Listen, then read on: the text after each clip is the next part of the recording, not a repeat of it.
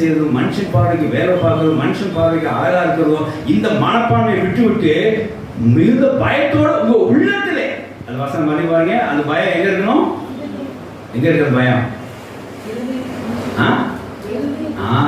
ஆண்டவர் deal பண்றதுமே heart தான்.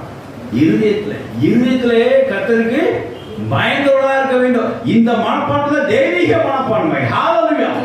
எப்பெல்லாம் இறைவனுக்கு பயந்து உங்க இருதயத்தை சுத்தம் பண்ணி கொண்டிருக்கீங்களோ அதெல்லாம் தெய்வீக மனப்பான்மை எனப்படும். It is a godly attitude. தெய்வீக attitude of divinity கூட நீ சொல்லிடலாம். இந்த godly attitude, இந்த தெய்வீக மனப்பான்மை உங்களுக்கு வர வேண்டும். பார்வைக்கு நீங்க அழகா இல்லாமல், மனுஷன் பார்வைக்கு அழகா இல்லாமல், மனுஷனை பார்த்து கொண்டு உங்களை அழகை நீங்க தீட்டிக் கொள்ளாமல், தேவனுக்கு பயந்து உங்க இருதயத்திலும் வெளிப்புறத்திலும் நீங்கள் அழகாக்கி கொண்டார், சுத்தமாக்கி கொண்டார். அதுதான் தேவனுக்கு உகந்த தெய்வீக மனப்பான்மை. ஹalleluya.